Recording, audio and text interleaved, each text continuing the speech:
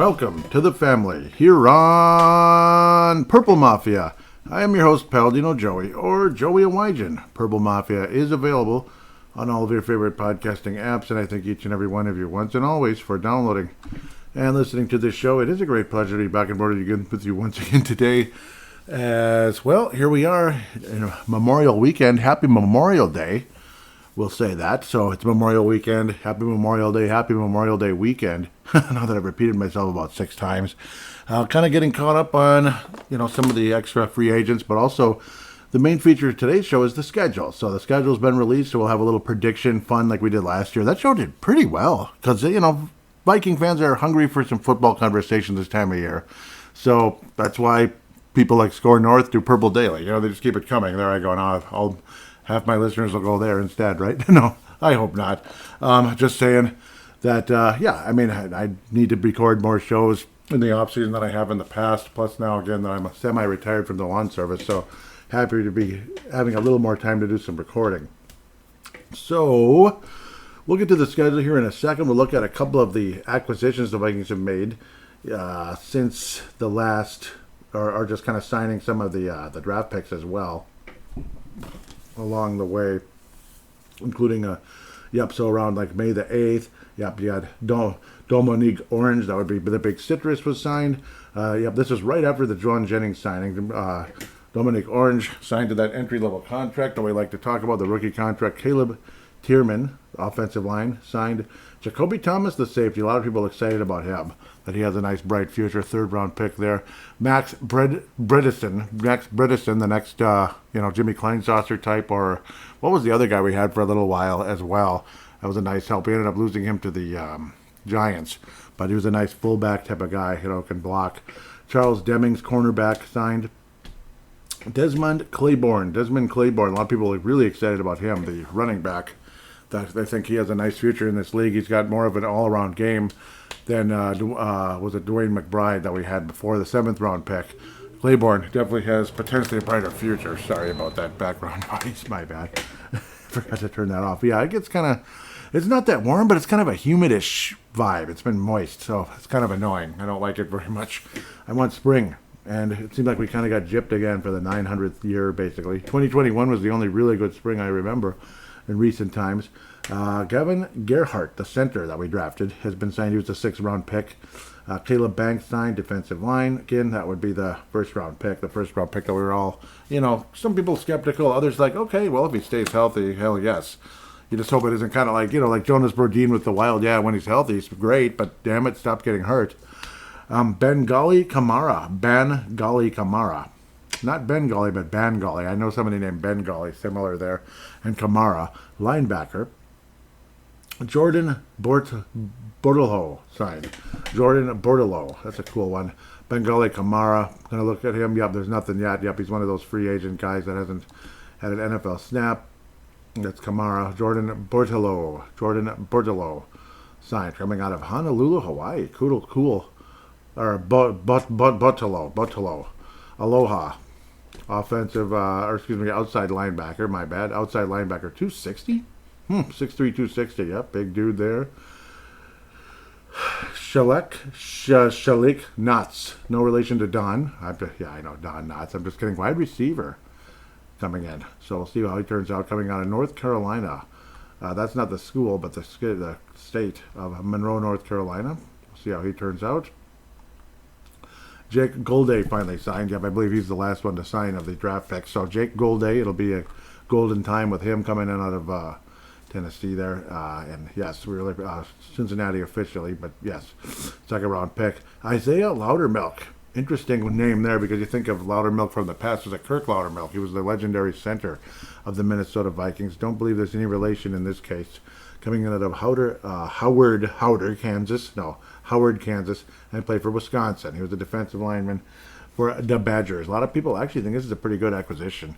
Born in 97, of course, so he's almost 30, unfortunately. He'll be 29 on October the 10th, born in 97. He's had some run with the Pittsburgh Steelers. So this is an actual veteran player. He has 1 sack in the NFL. He's played 4 official seasons, all with the Pittsburgh Steelers. The reserve role, defensive line. He's got a few tackles, some tackles for loss. He has 1 official tackle for loss other than that sack. 23 total was the career high in his rookie year in 2021. So Isaiah Loudermilk, a depth acquisition here. People do like him, though, that he's a kind of a, I don't know, just kind of like a big, giant run stuffer type of guy without being too big. 6'7" and about 300 or 293. So we'll see. He was a 5th-round pick by the Steelers in 21, 12th pick in the 5th round in 2021. Isaiah Loudermilk signed kind of late here in free agency, but what the heck, a depth move. And, all right, welcome to the Minnesota Vikings, Isaiah. And it's with 2 H's, so interesting name there. And, yeah, I mean, people kind of like that move. It's a solid one. And Loudermilk, again, you keep thinking of Kirk Loudermilk, the legendary center for the Vikings. For some reason, I was thinking, oh my God, it's a 70s Viking. No. It's an 80s Viking. I don't know why I get it mixed up, but sometimes I get the eras mixed up. I'm like thinking, nope, it's the 80s. Kirk Loudermilk from the 80s. Yep, and spelled a little different, L-O-W rather than L-O-U. So it's louder rather than being louder. Okay, so the guy we got maybe is a little louder. Just kidding. So this guy played with Tommy Kramer for a bit. Wade Wilson especially started his career in 85 and retired after 96 with the Colts. Left the Vikings after 92. So, in my Vikings watching era, when I became a full-time Viking fan, I was a part-time Viking fan in the late 80s, you could say. From like 87 on, that's when I became a sports fan. I was 87 at age 8. With the Twins making the playoffs and all that and winning the World Series. Like back then, making the playoffs in baseball, you were already in the Final Four. So it was, they added a lot of playoffs since then. Quite a few playoffs and a lot more potential money for owners and the league itself and positive whatever, Kirk Loudermilk, though, yep. No Super Bowl, unfortunately, but yes, very good center. Pretty reliable. Kind of came in as a reserve and eventually became a full-time type of guy pretty much the rest of the way. He missed one game in 1990 and then played every game, and then retired at only 33 for some reason after the 96 season with the Indianapolis Colts. I don't know. So a little bit before Peyton Manning. Yeah, so he must have, he would have played with crazy guy over there known as Jim Harbaugh. So Jim Harbaugh was pretty fun to watch with the Indianapolis Colts. That was fun. They almost got to the Super Bowl, but just didn't work out. The Steelers were able to hang on for dear life in that one. All right, let's get to the schedule. Something at work that I despise, the schedule. But with the sports, it's fun. It's fun. It's more fun. It's not nearly as stressful. It'd be stressful to make the schedule. So any schedule maker, it's stressful, and that's what it's like at work. September, the Minnesota Vikings have 3 games. We'll open up with the preseason super duper quick with August. So we'll get to see Vikings football kind of sort of again. Maybe Kyler Murray for a series. And probably see what's his name compete out there. J.J. McCarthy's going to be playing a lot more in the preseason this year than he did last. What did he play? 1 series and that was it the whole preseason, which was pretty stupid. Get him out there. But I suppose, the son of a gun can't stay healthy. But Kyler Murray's not necessarily a guy I look as somebody that's real healthy either. New York Giants, will they be wearing the Montreal Canadiens looking uniforms again, which people complained about 2 years ago? And I was like, what are you complaining about? That looks awesome. I liked them. I'm probably in the minority, but I thought it was awesome. So Saturday, I'm sure that'll be the classic, like I'm swimming in the pool and and watching it, if possible, swimming at the St. Louis Park pool. Or not St. Louis Park, New Hope. Man, I'm going way back in the past. The New Hope pool, as that's like probably the last Saturday of the year you can swim in the public pools, and it's all lakes after that. But it seems to be a tradition thing. The first preseason game is early afternoon like that. It's a nooner. In New York, rather than 3 o'clock, is at noon. That's kind of early. And then the Vikings host the next Saturday at home, at 2 o'clock. So the first one, again, was Saturday, August the 15th. And you got Saturday, August the 22nd at noon, hosting the Baltimore Ravens. So it's a Purple Bowl there. And then the Vikings will be visiting the Denver Broncos on Friday, August the 28th at 8 p.m. So an evening game there. A Friday night football, Friday night lights. So forget that high school crap. Let's watch NFL.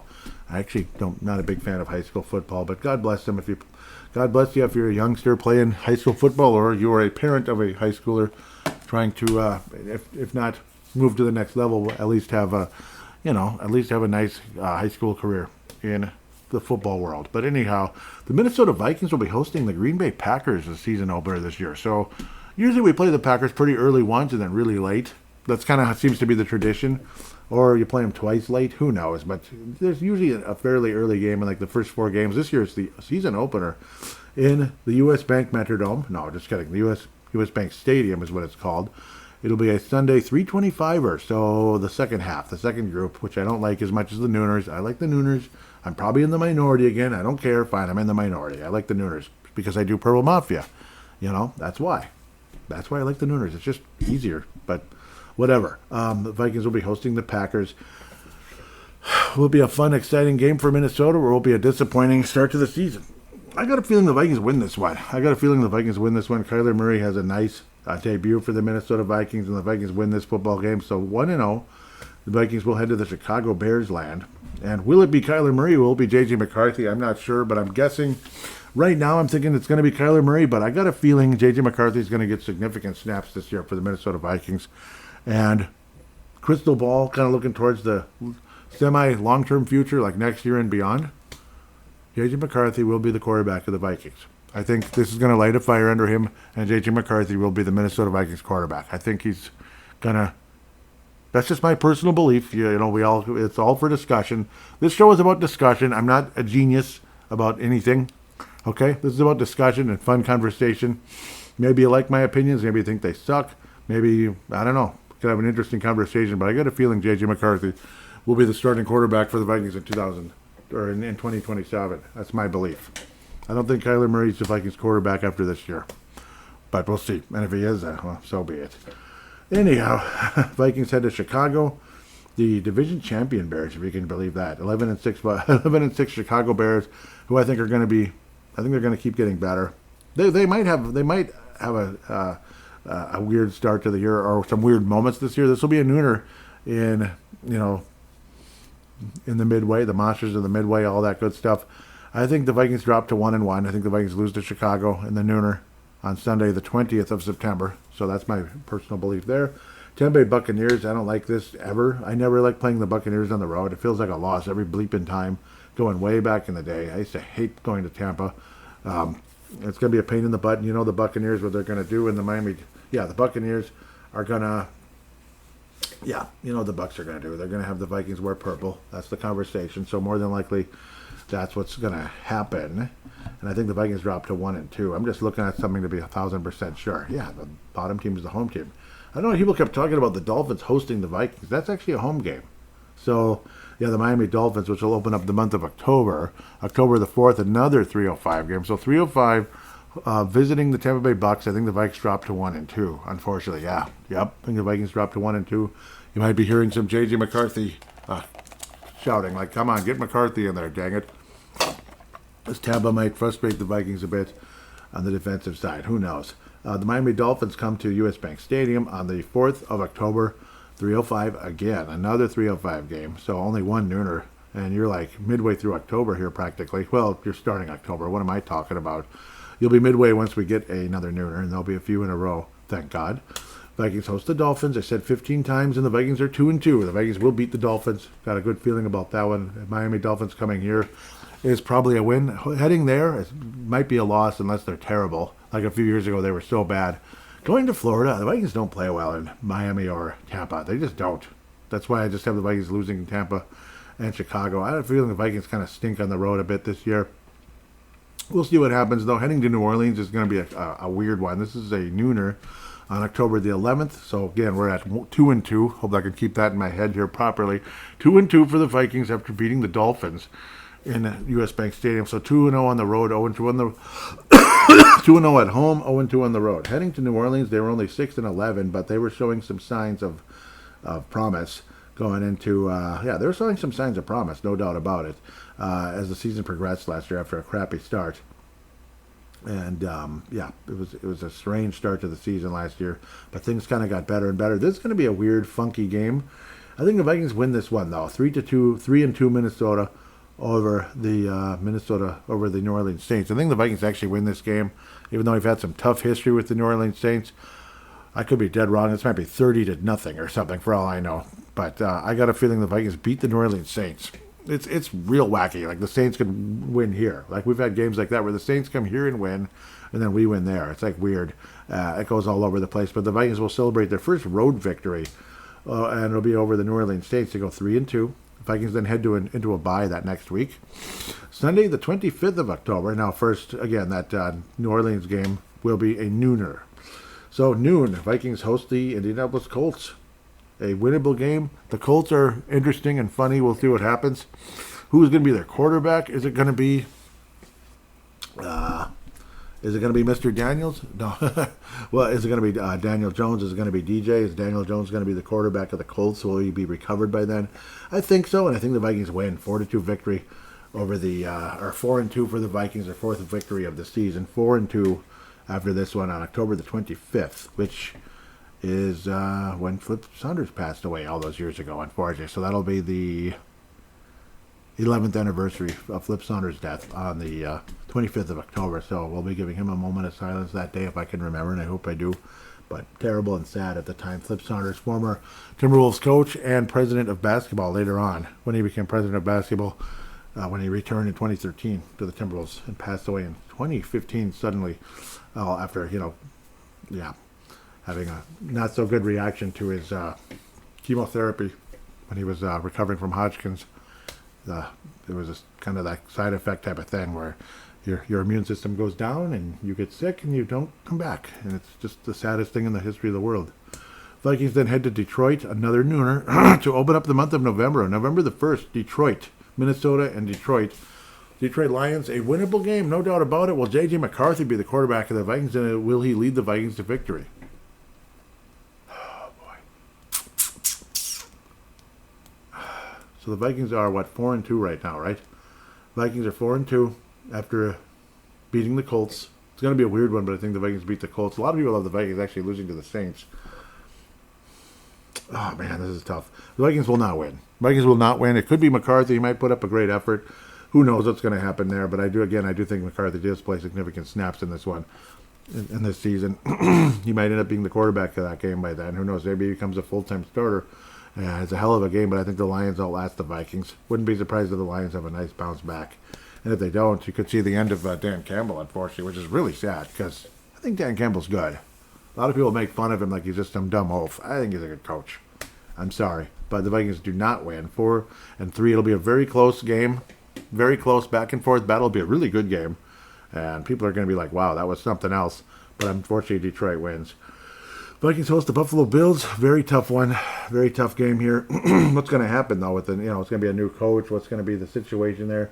But you're still going to have Josh Allen as the quarterback, as coach, as the quarterback. Monday Night Football on ABC. It will be here. It could be a signature victory for the Minnesota Vikings. I got a feeling it might be. But then you run into some real tough ones coming up. Signature win for the Vikings. Yeah, so we lose to Detroit. I think we've split one of the Detroit and Buffalo games, so I think the Vikings win against the Buffalo Bills. What do you think of that? The Vikings win against the Buffalo Bills, continue to have a great home record this year.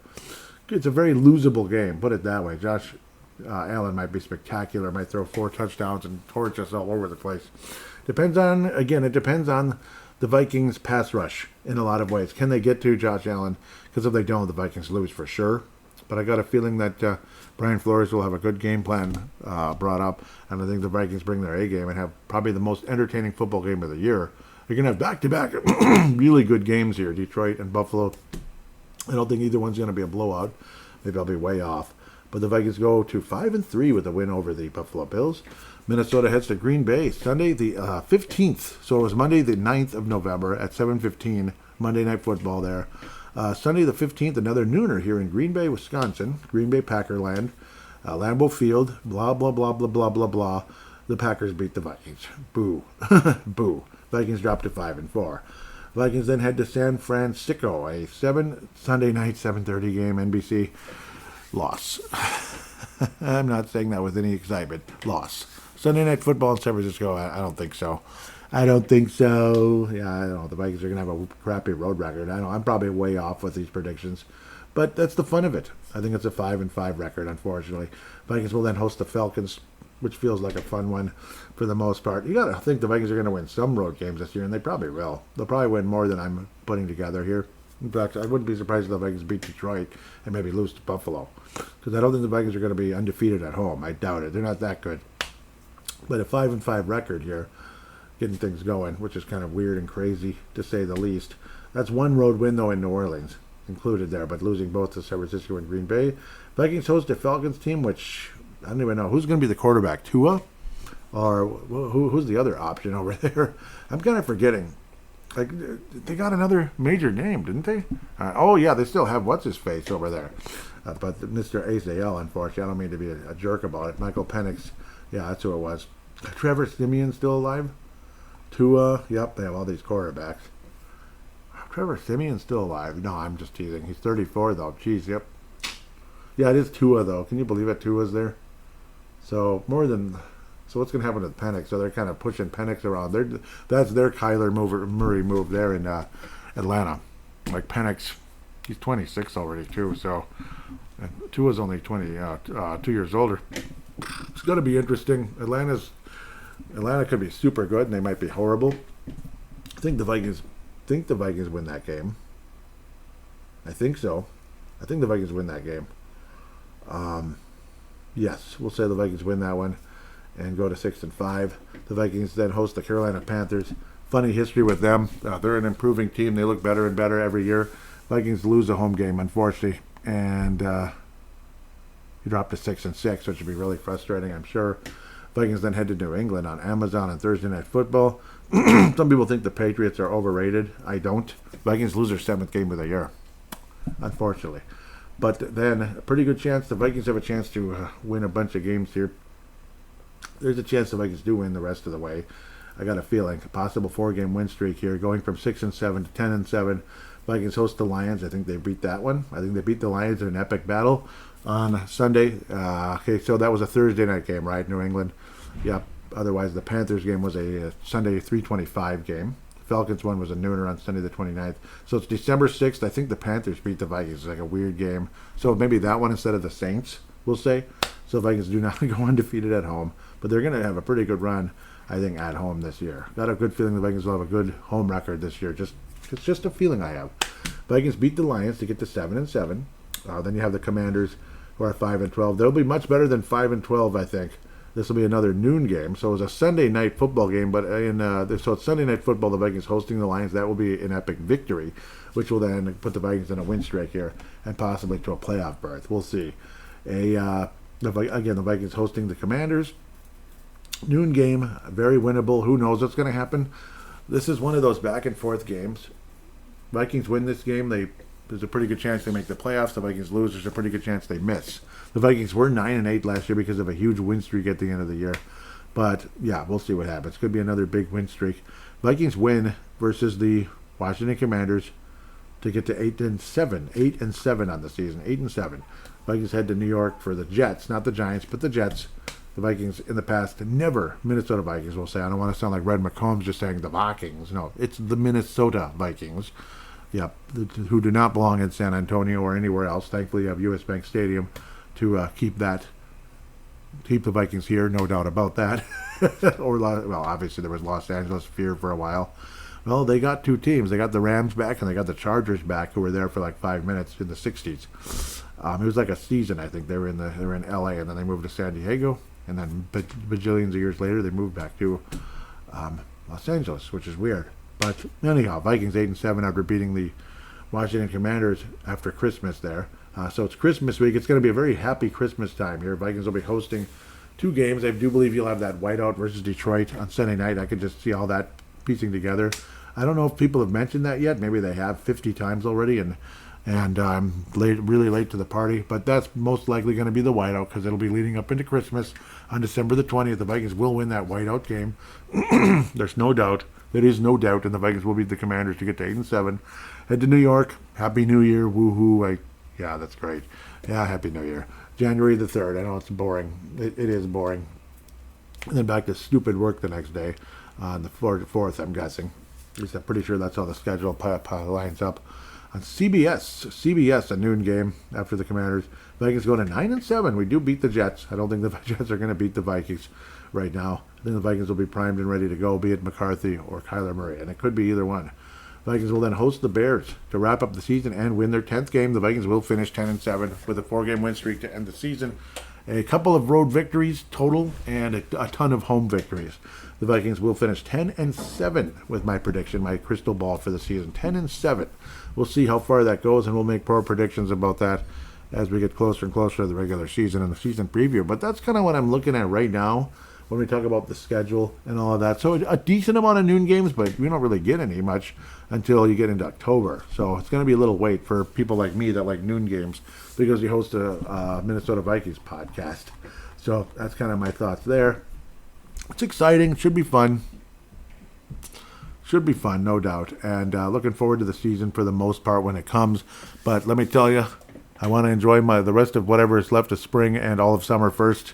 Got to enjoy it first. Yes, we love football, but I'm okay with having a Sunday in the lake or the pool. It's going to be okay. And I'll still try my best to record more often than I have in the past because I won't be burnt to bleeping heck from the lawn service anymore. So I'll probably do it a little bit, like I say, semi-retired. I'll do some, but not like before. At the end of the day, it's not going to take up like so much time where like I'm beat out from the first job and then beat up even more from the second job. So it'll be a little bit more easygoing when it comes to doing podcasting. At least I hope so. So more Minnesota Vikings conversation here on Purple Mafia, and I appreciate all of you very much that want to be a part of this show and that have been in the past and are listening all the time but don't comment much, all that much. And I miss you guys that haven't commented all that much. Like Sam Goop, Malcolm McSween, I miss you guys a lot. I really do. You're two other guys I really miss. Obviously, Gerald String, Mark Carlson. Haven't heard from you guys as much of late, though understandably. Mad Martin out of Northern Scotland. There is nothing new since the last episode, unfortunately. So that's just kind of how it is. It is what it is, because there really hasn't been major news other than the schedule. And would like to hear from you, though, at Purple Mafia Show. At Purple Mafia Show is always fun to hear from you. We'll see if I do the YouTube. I'm kind of like meh on it right now, but Purple Mafia Show on YouTube. I'd like to get it going again. I shouldn't just be like, I'm meh on it. I mean, I do encourage you to subscribe. It's not going to cost you anything. I'm not going to bother you, so don't worry. I'm not going to annoy or bother anybody, so don't worry about that. If you subscribe to Purple Mafia Show on YouTube, like, please do. Purple Mafia Show on Instagram as well. It's all pretty simple and straightforward. Purple Mafia Show, one word. And yep, if you want to send in any type of a call-in, like a audio submission where you record on your smart device, you just pull up that smart device, open the free voice recording app on that device. That's the sound of touching a smart device. You open up any free voice recording app there is, like if it's a Samsung voice recorder, Apple, I think it's the same thing. Yeah, voice recorder, open it up, just press record, talk into it. Don't be shy. Seriously, don't be like, oh, what if I screw up? Yeah, I am not going to make fun of you, and nor should anybody else. They're stupid if they do. I'm calling them stupid right now. I don't know why this stupid girl upstairs has to like run in her apartment. Is she dumb? What's she running towards? A ghost? Doesn't make any sense. Some people just make no sense. Anyhow, God help me. Stupid. You just press record. Young people are annoying. I'm sorry. Not always, but in apartments they're very annoying. You just press record, talk into it like whatever, don't be shy, and then when you're done, you stop, of course, and then you share it / send it to PaladinoLive@gmail.com. Not Yahoo anymore, gmail.com. More than likely it's going to be more reliable, and we'll get that going. PaladinoLive@gmail.com, and all this information should be in the show description. Please do put a positive 5-star rating, if you could, on Apple Podcasts or Spotify. Please do. Please do. And share this show with your friends. Tell your friends about it. Word of mouth. It's really appreciated. Obviously, sharing it on Twitter, Facebook, or whatever you could. It'd be greatly appreciated. So until next time, we'll probably, the next episode will 99.9% chance be about the new general manager of the Minnesota Vikings. I didn't even talk about the possible candidates, and I apologize. I was about to wrap up the show, but the Minnesota Vikings candidates, I should at least mention them at the end of the day. It would make more sense. God, this girl's distracting the crap out of me. You have to walk so freaking hard. Oh, I hate stupid people. I hate stupid people. I'm sorry. So anyhow, Rob Brzezinski, of course, is the current, he's the interim GM. He's been a long time executive vice president of football operations, a salary cap guru. He's been incredibly smart in the organization. And a lot of people think he's the favorite because, it's the old, if it ain't broke, don't fix it. So he's done a pretty good job with the organization, getting way, way back to the beginning of the Wolves owning the team. So it's been a long time, going back to the Childress era. Reed Burkhardt, the Denver Broncos assistant general manager, highly regarded in NFL circles and was previously praised by executives like Rick Spielman as a rising talent in the scouting and roster construction. He's working under a former Vikings executive there in Denver who became their GM. Terrence Gray, Buffalo Bills assistant general manager. Gray is very familiar with the local franchise, having spent 11 years in the Vikings college scouting department. So again, there's more familiarity there as well. Terrence Gray, and I do remember the name. John McKay, rolls right off your tongue, the Rams assistant general manager, a respected evaluator who has helped navigate the Los Angeles roster strategy over the past several seasons. And of course, he is well acquainted with Kevin O'Connell. Like, they know each other and get along very well. So that's been out there. John McKay. I don't know how close you want him to be with your current coach or not. But not that you want Kevin O'Connell to not have good relations with the general manager. Oh, you'd love that. But, you know, if you need to make a coaching change, good luck, you know, in that situation. Finally, Nolan Teasley, the Seahawks assistant general manager, an up-and-coming front office executive with deep ties to Seattle's recent player personnel evaluations. And a lot of people like the possibility of Nolan Teasley coming here as the general manager and then Rob kind of being like his boss, being like a president of football operations, like a president of football operations or director or whatever the title would be. And then Nolan Teasley would come in as the general manager. They'd be kind of like working together. That might be a cool scenario, possibly, where obviously Rob stays in the organization. It doesn't have to be dropped down to where he was before. Either way, a promotion of some sort could be coming for Rob Brzezinski, even if the Vikings pick one of the other four guys. So those are your finalists for the general manager position for the Minnesota Vikings. I like the Nolan Teasley idea quite a bit. So we'll wait and see. I mean, we've heard up and coming before. What was that offensive coordinator from Philadelphia years ago that ended up being a massive bust? He got fired like right away from us, and he got fired right away not that long after that, but from the Jacksonville Jaguars. It was like right away. So he was a bust, unfortunately. Kind of came in with the wrong attitude and the wrong approach. So we'll see what happens. Sorry for almost putting that aside. That would have been kind of stupid at the end of the day. It's so distracting. Ugh. Oh, stop the hammering. No, I'm just kidding. That's a video out there. Some crazy, like, anchor was going bleep crap because he was hearing hammering. Well, it's like that. Stop the stomping. Ugh, I hate hyper people sometimes. So annoying, especially when they're walking above you. But anyhow, I'm letting that cat out of the bag way too much. I apologize for talking like that. So anyhow, thank you so much for listening to the show.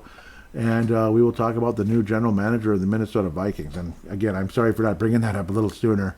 But obviously, that's got to be part of the show as well. It's like, I'm just going to, I've been in such a, I've just gone dormant. Like, okay, just announce the new name so we can talk about them. That's kind of what it's been. I went dormant basically the last week or two. I was like, I'm going to do a show about the candidates. And then it's like, yeah, and then there's the schedule and da-da-da-da-da. And then I just went dormant. Oh, it'll be about the new GM. Well, you got to at least talk about the candidates first, acknowledge them first. So my apologies for almost not doing that. With that said, thank you again for listening. God bless you, and we shall be back very soon because I don't think the announcement is all that far away.